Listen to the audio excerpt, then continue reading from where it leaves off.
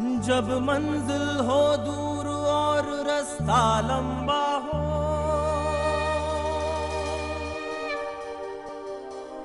ना ही कोई साथी और ना कोई कारवां हो,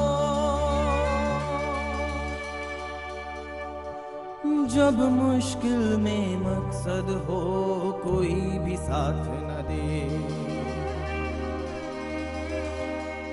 उठो चलो हम सब मिलकर आवाज लगाए,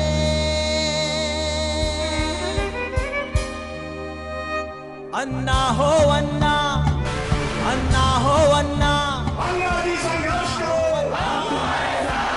अन्ना जी आगे बढ़ो, हम तुम्हारे साथ हैं। ना ही कोई साथी और ना कोई कारवां हो, जब मुश्किल में मैं जब तक जीऊंगा समाज और देश की सेवा के लिए जीऊंगा, और जिस दिन मरूंगा समाज की सेवा और देश की सेवा करते करते मरूंगा। ये मैं तय किया।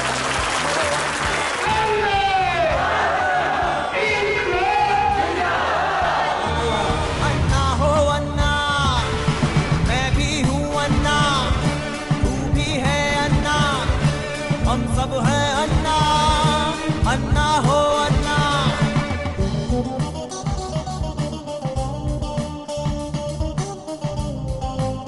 वतन की आबरूका पास देके कौन रखता है, सुना है आज मक्तल में हमारा इम्तिहान होगा। जुदा मत हो मेरे पहलू से दर्दे वतन हरगिज़, न जाने बादे वतन मैं कहाँ पर तू कहाँ होगा। इलाही भय दिन होगा जब अपना राज देखेंगे, जब अपनी ही जमीन होगी अपना आसमां होगा। शहीदों की चिताओं पर लगेंगे हर बरस मेले, वतन पे मिटने वालों का नहीं बाकी निशान। जब जनता फरियाद करे सुनवाई ना हो, बच्चा मांगे दूध और डर महंगाई का हो,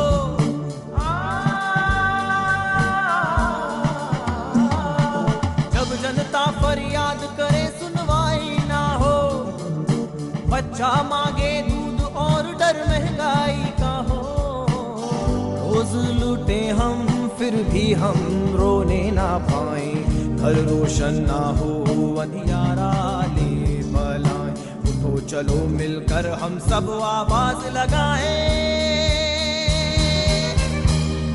अन्ना हो अन्ना, अन्ना हो अन्ना, अन्ना हो अन्ना, अन्ना हो अन्ना, मैं भी हूँ अन्ना, तू भी है अन्ना, हम सब हैं अन्ना, अन्ना हो अन्ना।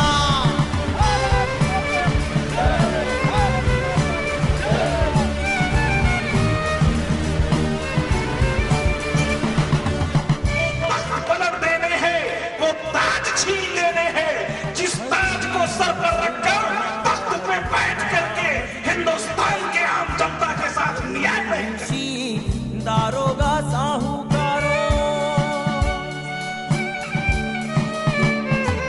हकीम जुलाहा हरवाहा मजदूर भाइयों, डॉक्टर मुंशी दारोगा साहूकारों, हमको मिलकर करना है ये काम आज ही, लोकपाल आजादी अपनी मातृभूमि की, भ्रष्टाचार मिटाकर इसको फिर से पाए, तो चलो मिलकर हम सब आवाज लगाए, अन्ना हो अन्ना, अन्ना हो अन्ना, अन्ना हो अन्ना, अन्ना हो अन्ना, मैं भी हूँ अन्ना, तू भी है अन्ना, हम सब हैं अन्ना, अन्ना हो अन्ना। गांधी जी कहते थे जब तक गांव नहीं बदलेगा तब तक देश नहीं बदलेगा।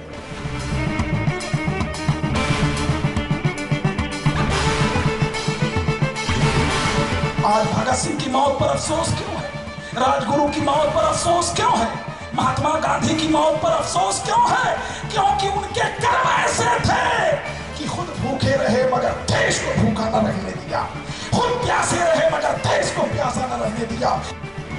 कल गोरों से लड़ी आज चोरों से लड़ाई, सत्ता अपनी लेकिन मन की हो ना पाई। जनता का पैसा है, अब कहाँ खर्चा करते हैं ये पूछने का उनको हक है, वो मालिक है। कल गोरों से लड़ी आज चोरों से लड़ाई। आजादी किससे? भ्रष्टाचार से, महंगाई से, बेरोजगारी से, भ्रष्ट राजनीतिक पार्टियों से और भ्रष्ट नेताओं से। मौका हाथ से जाने ना दो, जाने ना दो, जाने ना दो, जाने ना दो। अन्ना हो अन्ना, अन्ना हो अन्ना, अन्ना हो अन्ना, अन्ना हो अन्ना। जब मंजिल हो दूर और रास्ता लंबा हो, ना ही कोई साथी और ना कोई कारवां हो। जब मुश्किल में मकसद हो कोई भी साथ न दे, तो चलो मिलकर हम सब आवाज लगाएं।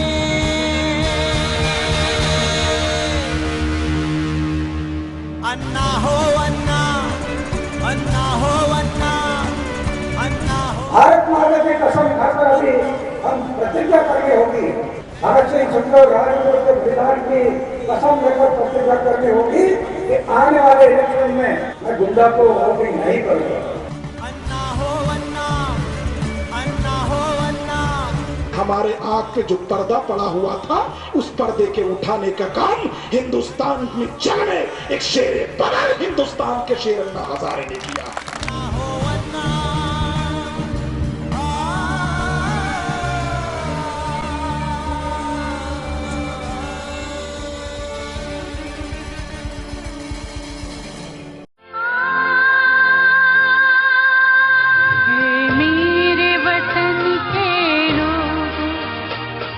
आँख में भर लो पानी, जो शहीद हुए हैं उनकी जरा याद करो कुर्बानी।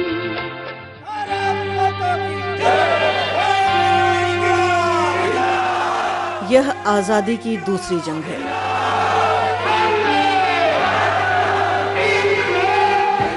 यह जंग है भ्रष्टाचार के खिलाफ। यह लड़ाई है सियासत से, सरकार से। भारत माता की कसम खाकर अभी हम प्रतिज्ञा करनी होगी, भगत सिंह सुखदेव राजगुरु के बलिदान की। यह युद्ध है व्यवस्था परिवर्तन का, जिसका बिगुल फूंका है जनतंत्र मोर्चा ने।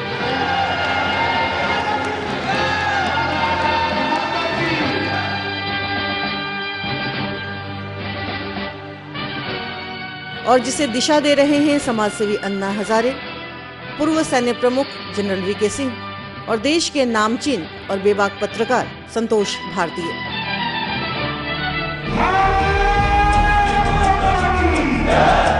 अपनी धुन के पक्के अन्ना और उनके जनतंत्र मोर्चा के इस देशव्यापी मुहिम ने हिंदुस्तान की सियासत की तस्वीर बदल दी है। पंजाब के जलियांवाला बाग में शहीद स्मारक पर शीश नवाने से शुरू हुई जनतंत्र यात्रा जहां जहां से गुजरी, आम जनों का सैलाब उमड़ पड़ा।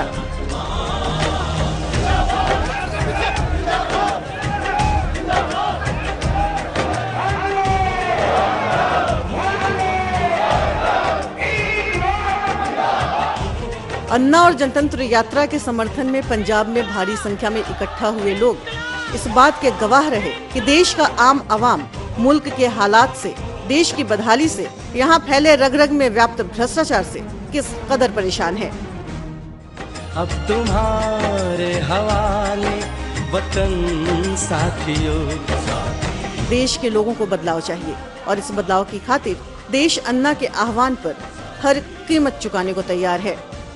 व्यवस्था परिवर्तन लाना है तो हमें पक्ष और पार्टी से दूर रहना है। सब जनता, देश की जनता में संगठित होना है। देश को जगाने और लोगों को उनका हक दिलाने के लिए अन्ना के हम कदम बने भारत के पूर्व सेनाध्यक्ष जनरल वीके सिंह देश के हालात से मायूस तो हैं पर निराश नहीं। दूसरी चीज ये चाहिए कि हम इकट्ठे रहे। ये 5 पंक्तियां अगर अलग होंगी तो तोड़ी जा सकती है, जिससे ये मुट्ठी बन जाती है तो दूसरों को तोड़ती है। इकट्ठे हो जाइए। उनका मानना है कि अगर देश के लोग इकट्ठा हो जाएं, अपनी ताकत का सही इस्तेमाल करें तो अभी भी देर नहीं हुई और सब कुछ ठीक हो सकता है। और ये भ्रष्टाचार तब तक नहीं जाएगा जब तक हम इस चीज का निश्चय नहीं करेंगे कि हमने भ्रष्टाचार को भगाना है। और ये निश्चय होना चाहिए कि ना हम करेंगे ना किसी दूसरे को करने देंगे। अन्ना की यह लड़ाई हिंदुस्तान की बेहतरी के लिए है, मुल्क की आने वाली नस्ल के उज्जवल भविष्य के लिए है। लिहाजा अन्ना की लड़ाई में हर जाति, हर मजहब के लोग शामिल हैं।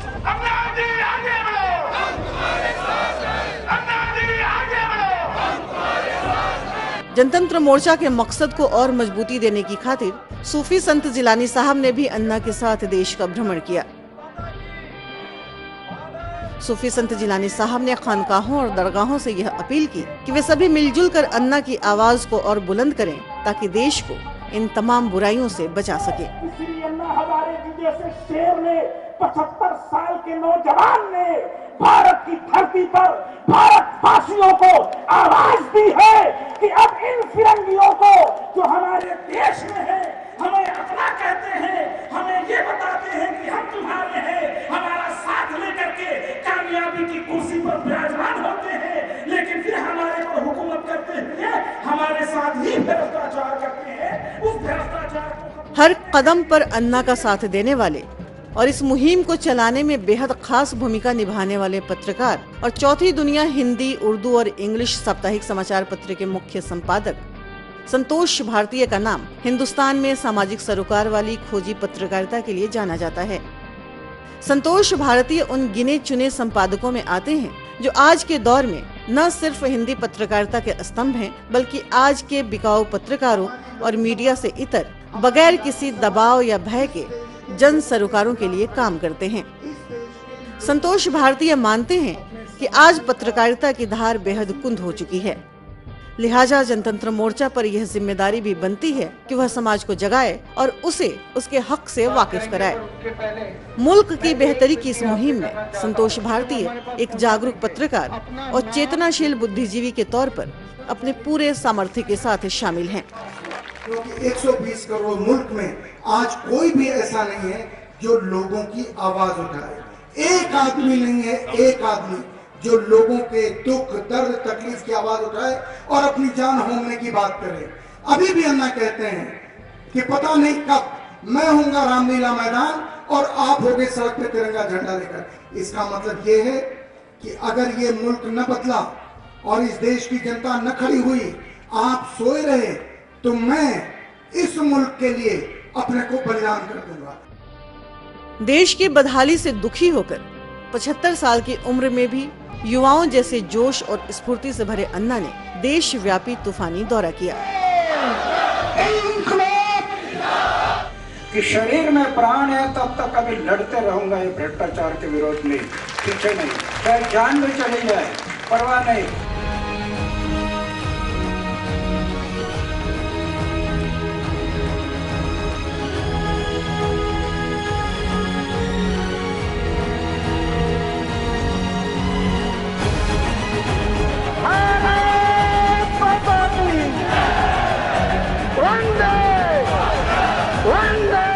अभी तो ये आगाज है, अंजाम तो आने वाला है। अरे कुछ तुम बदलो, कुछ हम बदले, फिर जहां बदलने वाला है, फिर जहां बदलने वाला है। अमृतसर, देश की खातिर बस इतना अरमान है, दम निकले इस देश की खातिर रैया, अरमान है, एक बार इस राह में मरना कपूरथला, के समान है। देख के वीरों की कुर्बानी, देख के वीरों की जालंधर, इस देश को बदलने के लिए इन्होंने जनतंत्र मोर्चा बनाया है। लुधियाना, मेरा रंग दे बसंती चोला, मेरा रंग दे, मेरा रंग दे बसंती चोला, मोगा, बसंती चोला, फिरोजपुर, रंग दे बसंती। हुसैनीवाला, इस देश का दुर्भाग्य है कि देश को चलाने वाले लोग वो बलिदान की याद भूल गए हैं। अगर उनको याद होती तो इस देश की यह हालत नहीं होने थी। फरीदकोट, शिवाजी खेले अपनी जान पे, कोट कपूरा, गुनियाना मंडी, पे आज उसी को पहन के निकला, आज उसी को भटिंडा, हम मस्तों का टोला, बरनाला, बनाएंगे, नया भारत बनाएंगे। संगरूर, भवानीगढ़, पटियाला, राजपुरा,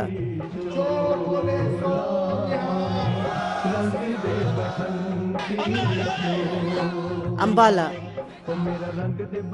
यमुनानगर, कुरुक्षेत्र,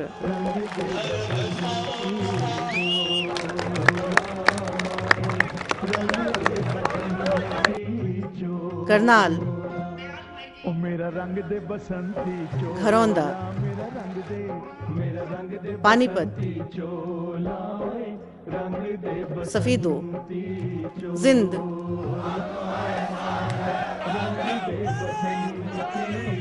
फतेहाबाद,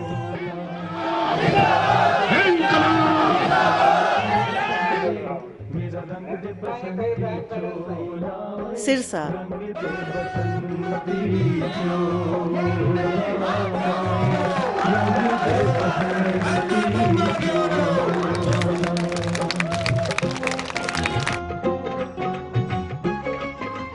नाथुसारी चोपता,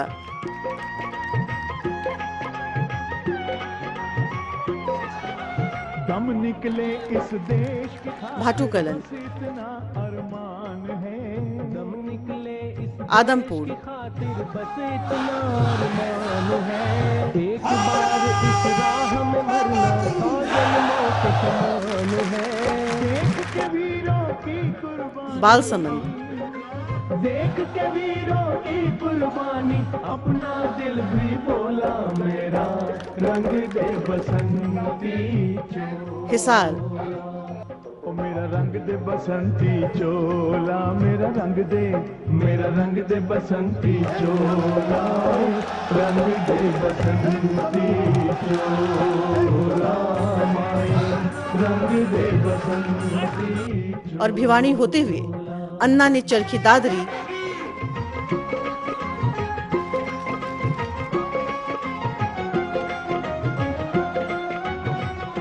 महेंद्रगढ़, जिस चोले को पहन शिवाजी खेले अपनी जान पे, जिस चोले को पहन शिवाजी खेले अटेली, जान पे, जिसे पहन झांसी की रानी रेवाड़ी, गई अपनी आन पे, आज उसी को नूह, आज उसी को पहन के निकला, हम मस्तों का टोला मेरा, सोहना और गुड़गांव तक का दौरा किया।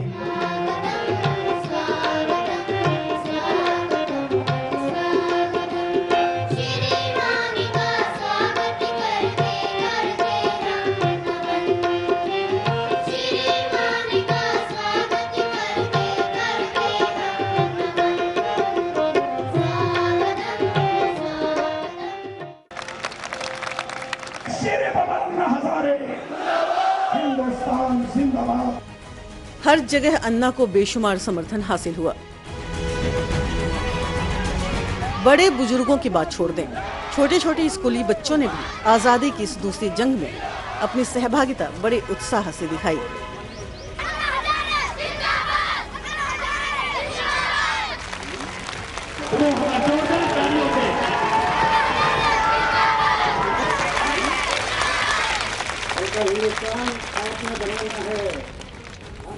अन्ना नाराज हैं। अन्ना की नाराजगी आज के व्यवस्था तंत्र से है। 26 जनवरी 1950 में इस देश में जनतंत्र आ गया। जनतंत्र का अर्थ क्या है? जनता ने जनता के लिए जन सहभाग से चला हुआ तंत्र। फिर जनता का पैसा जहाँ जहाँ खर्चा होता है जनता का सहभाग लेना जरूरी है। देश का प्लानिंग होता है उसमें जनता का सहभाग लेना जरूरी है। कोई कानून करते हैं, कानून बनाते हैं, उसका ड्राफ्ट करने के लिए जनता का सहभाग लेना जरूरी है, नहीं हुआ। वे कहते हैं कि आज हिंदुस्तान के पार्टी तंत्र में, सरकार तंत्र में जाति तंत्र का बोलबाला है। राजनीति में बहुत से लोग सत्ता और पैसा इसके पीछे दौड़ रहे हैं। सत्ता से पैसा, पैसा से सत्ता। समाज उनके सामने रहा नहीं, देश उनके सामने रहा नहीं। बहुत थोड़े लोग हैं उंगली पर गिनने वाले, ऐसे लोग सोचते हैं। अधिकांश लोग सत्ता से पैसा और पैसा से सत्ता। भारत के संसद में झूठे, बेईमान और अपराधी मानसिकता के लोगों का जमावड़ा हो चुका है। देश भ्रष्टाचार के दलदल में फंस चुका है। देश की अस्मिता खतरे में है। इसलिए अब वक्त आ गया है कि हम पूरे सिस्टम को बदल दें, और यह काम देश की जनता ही कर सकती है। पक्ष और पार्टी समूह को इलेक्शन के लिए परमिशन नहीं, संविधान का समूह को नहीं। तो लोकतांत्रिक गणराज्य, जनता ने आप अपना चारित्रशील उम्मीदवार को खड़ा करना, चुनकर भेजना। भ्रष्टाचार क्यों बढ़ गया? समूह अंदर गया। हमारे हाथ में चाबी है सब बदलने की। प्रतिज्ञा करो कि मैं कोई भी पक्ष और पार्टी का भ्रष्टा, गुंडा, व्यभिचारी, लुटारू हो, ऐसे लोगों को वोटिंग नहीं करूंगा, सिर्फ चारित्रशील लोगों को वोटिंग करूंगा। प्रतिज्ञा करो। अन्ना का मानना है कि जनता के जो उम्मीदवार चुन के जाएंगे वह राइट टू रिकॉल की सीमा में बंधे रहेंगे। अगर वो जनता के हित में नहीं रहेंगे तो जनता उन्हें वापस बुलाकर सबक सिखाएगी। जनता के हाथ और सोच दोनों मजबूत हैं, इसलिए जब वह अपने भीतर से अपने पैमानों के आधार पर लोगों को चुनेगी तो निश्चित रूप से वे लोग देश और देश के बारे में सोचने वाले लोग होंगे। सिर्फ चारित्रशील लोगों को वोटिंग करके आगे भेजूंगा। जब तक विधानसभा और लोकसभा में चारित्रशील लोग नहीं जाएंगे तब तक सही परिवर्तन नहीं आएगा। जनरल वीके सिंह की भी लोगों से यही अपील है। वे कहते हैं कि जनतंत्र मोर्चा और यात्रा का मकसद ही यही है कि भारत में सच्चे मायनों में प्रजातंत्र आ सके। आज जनतंत्र सही रूप में नहीं है। आम आदमी का जो एक हक होता है, आम आदमी की जो आवाज होती है, आम आदमी की जो राय होती है, वो कहीं नहीं ली जाती। सब ऊपर से आती है, सब नेताओं से आती है, सब अधिकारियों से आती है। पटवारी से लेकर ऊपर तक सब आम आदमी को चूसने की कोशिश करते हैं। चौथी दुनिया अखबार के प्रमुख संपादक संतोष भारतीय बड़ी ही मुखरता से कहते हैं कि देश की लोकसभा और राज्यों की विधानसभाएं जनता के हितों के खिलाफ हैं। हर जगह सरकारें जनता के खिलाफ हैं, जनता के हितों के खिलाफ हैं। भ्रष्टाचार ने शिक्षा छीन ली, भ्रष्टाचार ने रोजगार छीन लिए, भ्रष्टाचार ने स्वास्थ्य के लिए मिलने वाली सुविधाएं छीन ली। देश घोटालों की मार झेल रहा है। किसान दुखी और परेशान हैं। जंगल जमीन ये लोगों की मिल्कियत है, सरकार की मिल्कियत नहीं है। सरकार की गलत नीतियों से तंग आकर वे अपनी जान दे रहे हैं। इसलिए देश की जनता को चाहिए कि वे ऐसी सियासी पार्टियों का बहिष्कार करे।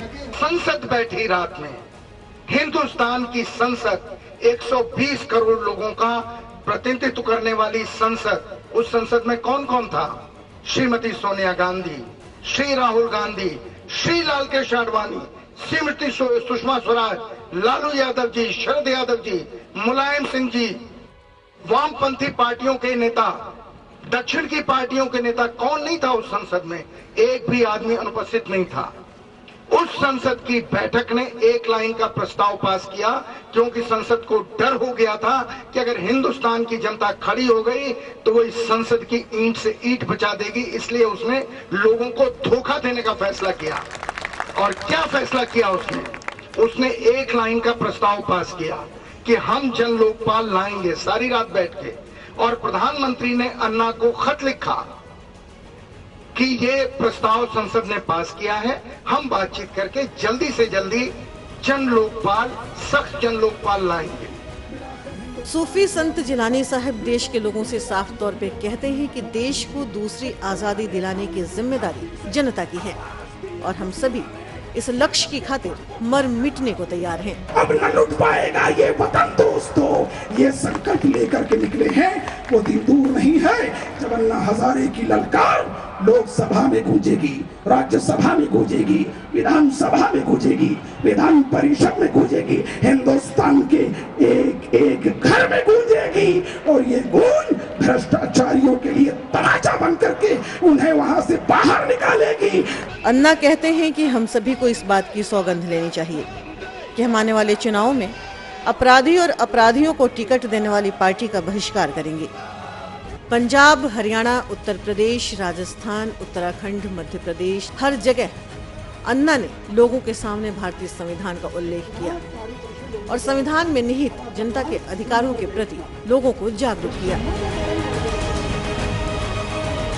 संविधान में कहा गया है कि लोकतांत्रिक गणराज्य में जनता जिसे योग्य समझे उसे अपना उम्मीदवार चुनकर संसद में भेजे।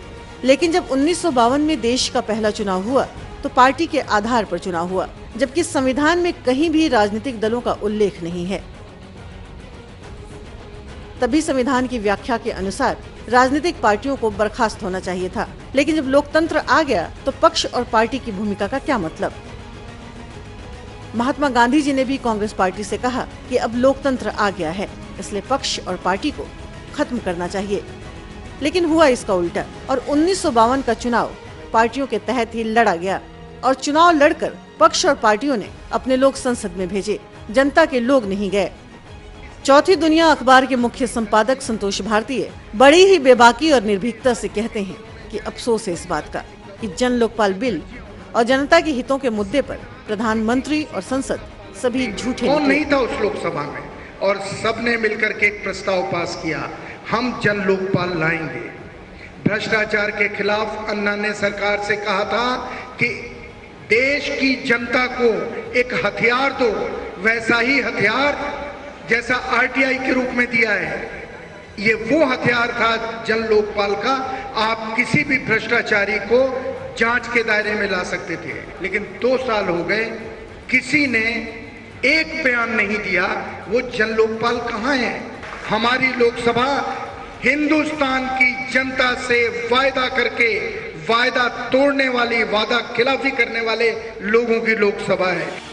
हर तरफ करप्शन की आग है, अंग्रेज चले गए और गद्दारों के हाथ हिंदुस्तान सौंप गए। आज 60 साल बाद भी हम गुलाम हैं। कैसे मिलेगी आजादी? हर देशभक्त का यही सवाल है। अन्ना हजारे जनतंत्र यात्रा के दौरान खास तौर पर देश के युवाओं का आह्वान करते रहे। अन्ना का मानना है कि युवा शक्ति राष्ट्र शक्ति है, इसलिए राजनीतिक पार्टियां युवाओं को भी अपने पक्ष में लाने के लिए इनके बीच दलगत राजनीति के बीज बो रही हैं। युवा शक्ति एक राष्ट्र शक्ति है। ये युवा शक्ति जाग जाए तो कल का भविष्य दूर नहीं, ये समाज का, इस देश का। लेकिन देश का युवा अब भ्रष्टाचार के खिलाफ जाग गया है और समूचे देश को इसी तरह जागना होगा।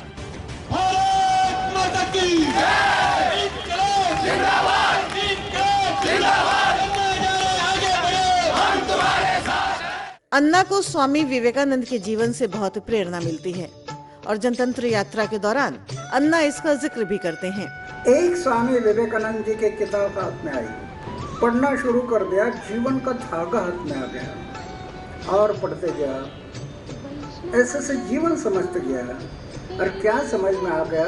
एक ही बात समझ में आ गई कि हर इंसान के लिए जीवन मिला है, सेवा के लिए मिला है, सेवा। अन्ना कहते हैं कि जब दुनिया में खाली हाथ आना है और खाली हाथ जाना है तो फिर जीवन में इतनी आपाधापी क्यों है? जन्म में आता कुछ लेकर आता नहीं, जाता कुछ लेकर जाता नहीं, लेकिन उम्र भर दौड़ रहा है, मेरा मेरा मेरा मेरा मेरा मेरा मेरा। और कई लोग तो मेरा मेरा कहकर भी रुकते नहीं। मेरा वो मेरा, लेकिन तेरा वो भी मेरा, ऐसे प्रवृत्ति बढ़ रही।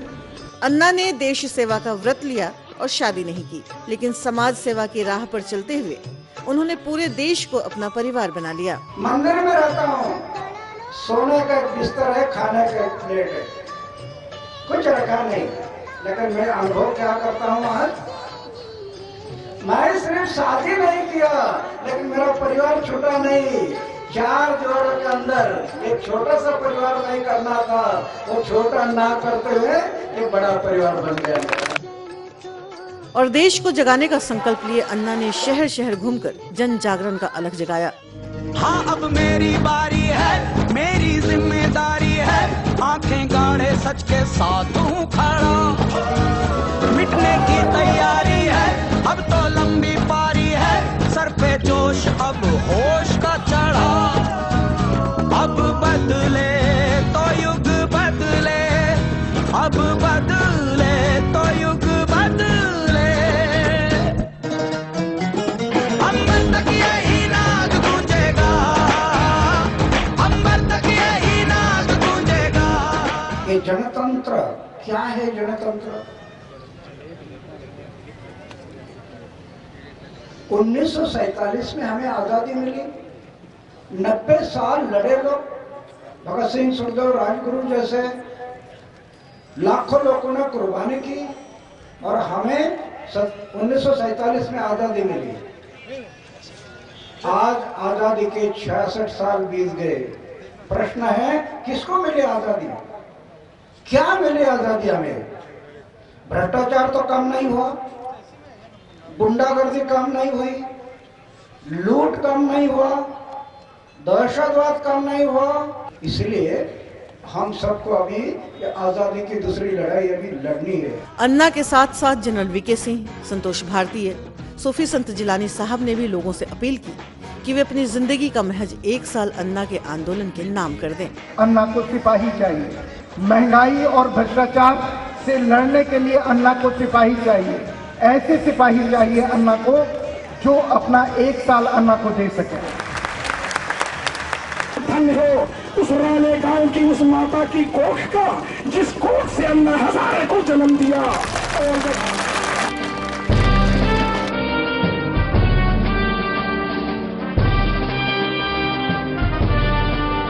देहे शिवाय वर मोहे ये शुभ कर्मण ते कबहू न डरो, जब जाए लड़ो और सो रण में निश्चय कर अपनी जीत करो। जिस दिन आप निश्चय कर लेंगे ये देश दोबारा सोने की चिड़िया बन जाएगा। आपके पास वो सब कुछ होगा जो आज नहीं। 31 मार्च 2013 को शुरू हुई जनतंत्र यात्रा 10 अप्रैल तक झज्जर, रोहतक, गोहाना, सोनीपत होते हुए 11 अप्रैल को बागपत और लोनी में सभाएं करते हुए नोएडा पहुंच चुकी थी। मालिक ने सेवक को भेजा और मालिक को सेव गया। 12 अप्रैल 2013 को जनतंत्र यात्रा और अन्ना ने ग्रेटर नोएडा, भंगेल, बझेड़ा आदि में लोगों से मिलते मिलाते हापुड़ पहुंचकर एक विशाल जनसभा को संबोधित किया। इस गांव में 80% लोग भूखे थे, उस गांव से तरकारी विदेश में भेजी, पूरे मॉस्को, दुबई। 13 से 16 अप्रैल के दरमियान अगला आम पड़ाव बुलंदशहर, खुर्जा, जेवर और खैर होते हुए अलीगढ़ में रहा। इसके बाद अलीगढ़ मुस्लिम यूनिवर्सिटी, डिबाई, अनूप शहर, संभल, हसनपुर, गजरौला, ब्रिजघाट, गढ़, बारा, मेरठ, खतौली, मुजफ्फरनगर, सहारनपुर, रुड़की और छुटमलपुर होते हुए अन्ना देहरादून पहुंच गए। इसी के साथ यहां जनतंत्र यात्रा का पहला चरण समाप्त हुआ। इस दौरान जहां जहां से अन्ना का काफिला गुजरा, हर जगह अन्ना को लोगों का जोरदार समर्थन मिला, लोगों के साथ का भरोसा मिला। अन्ना ने अपनी यात्रा के दौरान लोगों को यह समझाने की कोशिश की कि किस तरह वे लोग जो जनता के सेवक हैं, वे संसद पहुंचकर मालिक बनकर बैठ गए हैं। आज क्या देख रहे हैं? मालिक को बना दिया सेवक और सेवक बन गए मालिक। ये बदलने के लिए हम बाहर पड़ेंगे। मालिक रहना चाहिए। और जब आदमी उस लंबी यात्रा करने के बाद इंसान बन जाता है तो उसका नाम नेल्सन मंडेला हो जाता है, महात्मा गांधी हो जाता है, अन्ना हजारे हो जाता है। पंजाब, हरियाणा और उत्तर प्रदेश के बाद जनतंत्र यात्रा राजस्थान पहुंची। अन्ना की जनतंत्र यात्रा के दूसरे चरण का आगाज राजस्थान के श्रीगंगानगर से हुआ। दूसरे चरण के पहले दिन जनतंत्र यात्रा श्रीगंगानगर और हनुमानगढ़ से होती हुई सूरतगढ़ पहुंची। मई की भीषण गर्मी में सूरतगढ़ में अन्ना के समर्थन में जो जनसैलाब उमड़ा, वह अन्ना की मुखालफत करने वाले सियासी दलों के लिए करारा जवाब था। अगले दिन अन्ना का काफिला रजियासर, अर्जनसर, लूणकरसर और महाजन होते हुए बीकानेर पहुंचा। बीकानेर पहुंचे अन्ना ने जूनागढ़ किले के प्राचीर से केंद्र सरकार को चुनौती देते हुए कहा कि जन लोकपाल लाओ, नहीं तो जाओ। और जनता ही कहेगी सरकार को लोकपाल लाओ, नहीं तो जाओ, लाना पड़ेगा। इसके बाद जनतंत्र यात्रा अपने अगले पड़ाव जोधपुर की ओर बढ़ी। अन्ना ने बीकानेर से निकलकर करनी माता का आशीर्वाद लिया और नोखा, श्री बालाजी और नागौर की ओर रुख किया। जोधपुर पहुंचकर अन्ना ने सरकार को ललकारते हुए कहा कि देश की जनता अब जाग चुकी है। जोधपुर से अन्ना विलाड़ा होते हुए जैतारण पहुंचे। जैतारण में अन्ना ने जैन मुनियों से आशीर्वाद लिया। इसके बाद वह व्यावर पहुंचे। व्यावर के लोग अन्ना के स्वागत में पलके बिछाए बैठे थे। सारा शहर अन्ना के स्वागत में उतर आया। ऐसा लग रहा था मानो आसमान से फूलों की बारिश हो रही हो। लोगों द्वारा दिए गए इस सम्मान से प्रभावित होकर अन्ना ने कहा कि वे मरते दम तक व्यावरा का स्वागत नहीं भूल पाएंगे।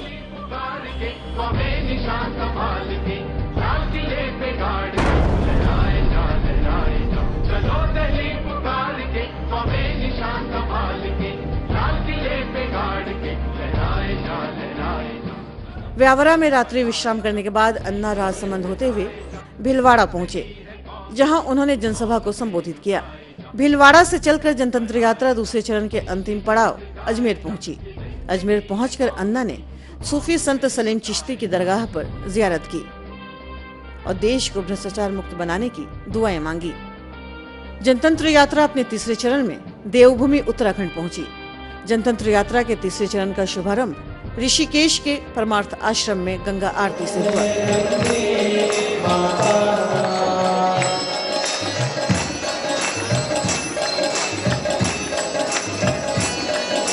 भारत माता की, भारत माता की, गंगा मैया की जय।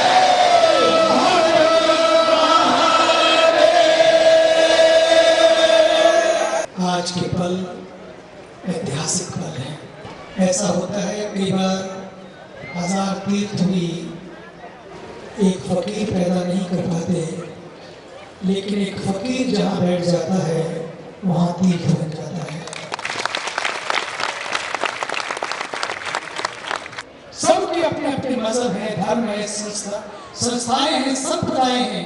देव पूजा करें चाहिए, वो हमारी सोच को बदलती है, लेकिन आज देश पूजा, देश पहले हो, हम बाद में हो। इस मठ से हिंदुस्तान की तारीख में, इतिहास में एक नया बाब लिखा जाएगा कि गंगा के किनारे बैठकर कल तक जो देश को जात पात धर्म कास्ट में बांटते रहे, संत इस युग के अन्ना हजारे ने उस जात पात को खत्म करके गंगा के किनारे बैठकर एकता, अखंडता, भाईचारा, देशभक्ति और देश की शक्ति का ये समूह पैदा करके इस हिंदुस्तान को एक नई तारीख दे रहे हैं। अन्ना ने शांति कुंज हरिद्वार में देव संस्कृति विश्वविद्यालय के छात्र छात्राओं को संबोधित किया। अन्ना ने गायत्री परिवार के संस्थापक श्री राम शर्मा आचार्य और श्रीमती भगवती देवी शर्मा की समाधि पर श्रद्धांजलि अर्पित की। तीसरे चरण के दौरान 13 से 24 मई के बीच अन्ना ने ऋषिकेश,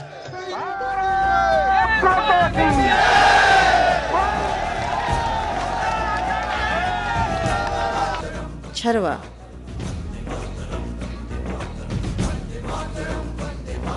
विकासनगर, दिल दिया है जान भी देंगे, ये वतन तेरे लिए जान भी देंगे।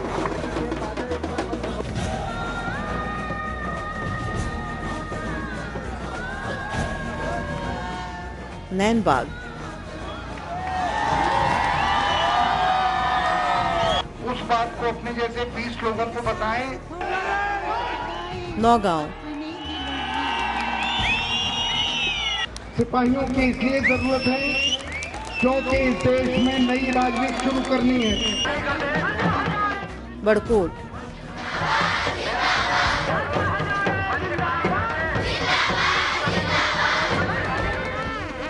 उत्तरकाशी,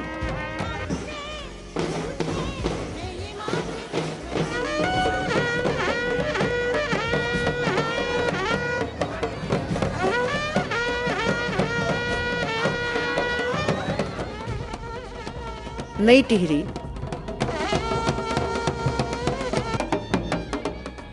श्रीनगर,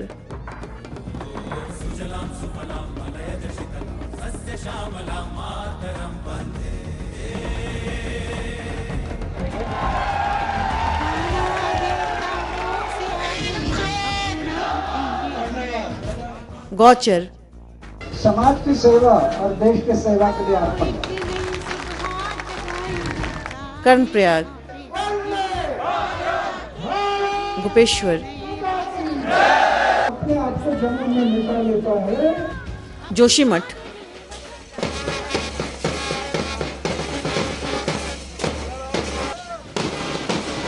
बद्रीनाथ, चीन की सीमा पर बसे देश के अंतिम गांव माणा, नंदप्रयाग, घाट, ग्वालदम, गरुड़, कौशानी,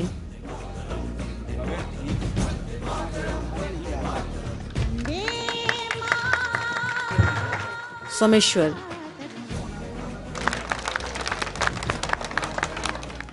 रानीखेत, अल्मोड़ा,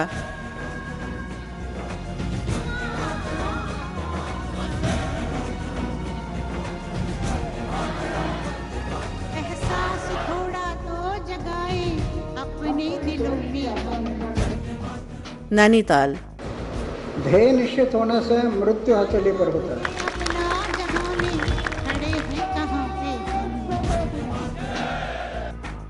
हल्द्वानी और रुद्रपुर के लोगों से मुलाकात की। अन्ना ने इन तमाम जगहों पर लोगों से देश की सेवा सच्चे मायनों में करने की अपील की। जागो रे एक बार, जागो जागो रे, मानवता है खड़ी जहाँ पर, मानवता है खड़ी जहाँ पर, कहता है इतिहास वहाँ पर, कहता है इतिहास वहाँ पर, कर दो बेड़ा पार, जागो जागो रे, जागो रे एक बार, जागो जागो रे। 5 से 17 जुलाई के बीच अपने जनतंत्र यात्रा के चौथे चरण के दरमियान अन्ना ने मध्य प्रदेश के रीवा, हनुमानगढ़, सीधी, व्योहारी, कटनी, जबलपुर, सिवनी,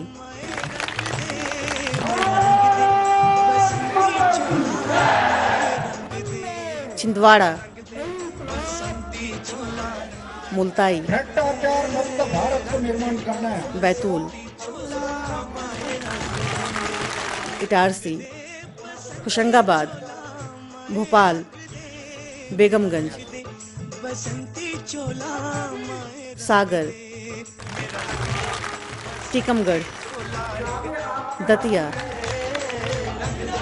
ग्वालियर, शिवपुरी, गुना, ब्यावरा, शाजापुर, उज्जैन, देवास और इंदौर का दौरा किया। इन सभी जगहों पर लोगों ने अन्ना का भव्य स्वागत किया और अन्ना की देश हित की इस मुहिम में प्राणपण से साथ देने का वादा भी किया। 23 जुलाई को अन्ना एक बार फिर अपने काफिले के साथ आजादी की दूसरी लड़ाई की अलख जगाने की खातिर जनतंत्र यात्रा के 5वें चरण के लिए निकल पड़े। मुरादाबाद,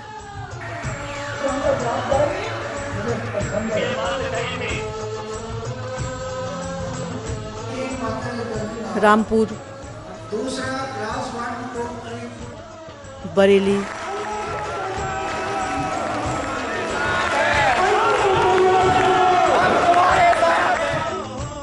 फर्रुखाबाद, निकले हैं वीर जियाले, शाहजहांपुर, सीतापुर, हंस हंस के जान लुटा ले। गोंडा, जिस दिन मरेंगे तो समाज और देश की सेवा करते करते मरेंगे।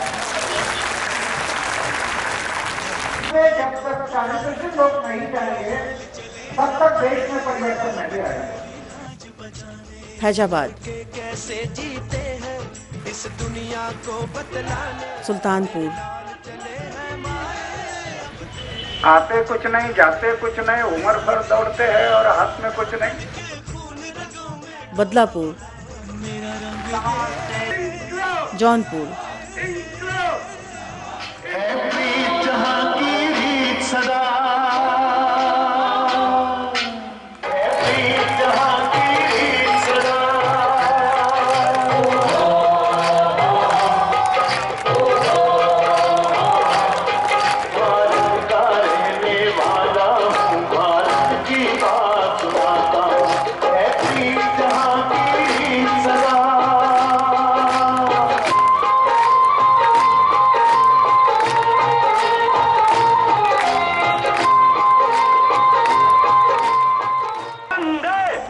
वाराणसी, मैं होगा रामलीला मैदान और आप होंगे तिरंगा लेकर रखते। आजमगढ़, बसंती चोला रंग दे रंग दे रंग दे, बसंती चोला माए रंग दे। मऊ,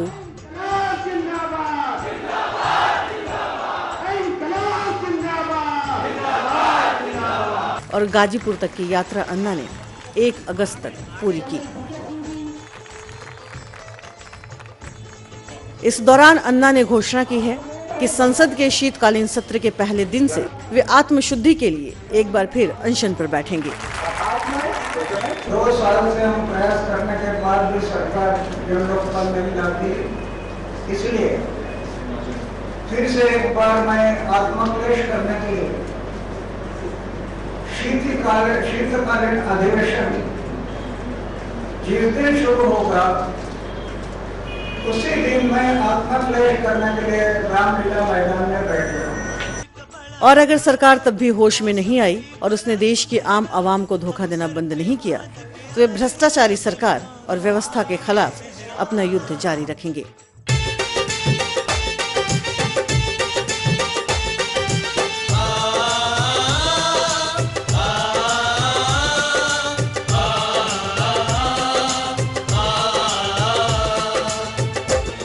ना जिंदाबाद होगा ना मुर्दाबाद होगा, ना जिंदाबाद होगा ना मुर्दाबाद होगा। जब जागेगी ये जनता, जब जागेगी ये जनता तब इनकलाब होगा।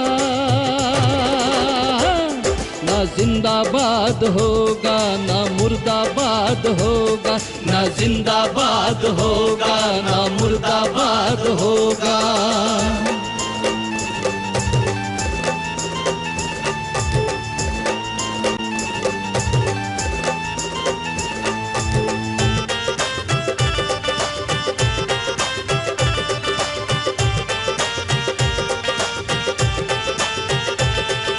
जहाँ फूलों से सैकड़ बच्चे हर दिन भूखे मरते हैं, हर दिन भूखे मरते हैं, हर दिन भूखे मरते हैं।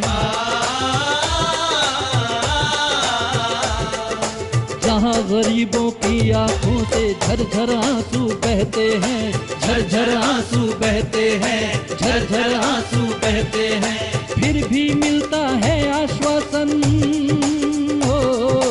फिर भी मिलता है आश्वासन, यही हमारी नियति है। हाँ। ना जिंदाबाद होगा ना मुर्दाबाद होगा, ना जिंदाबाद होगा ना मुर्दाबाद होगा। जब जागेगी ये जनता, जब जागेगी ये जनता तब इनकलाब होगा। ना जिंदाबाद होगा ना मुर्दाबाद होगा, ना जिंदाबाद होगा ना मुर्दाबाद होगा।